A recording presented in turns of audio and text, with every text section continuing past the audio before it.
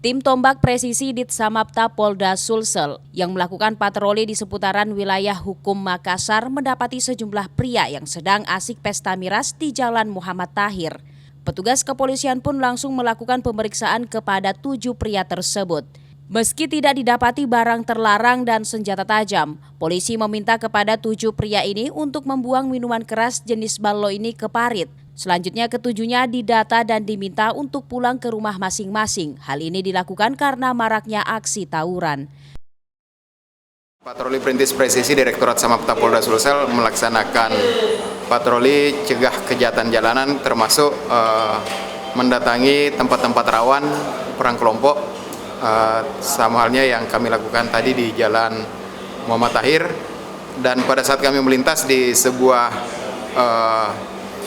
tempat kosong, kami melihat ada beberapa pemuda yang sementara melakukan pesta minuman keras jenis balok.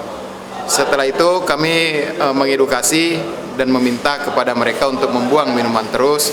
Kemudian kami sampaikan pesan-pesan Kamtibmas tentang bahaya pengaruh daripada minuman keras itu sendiri.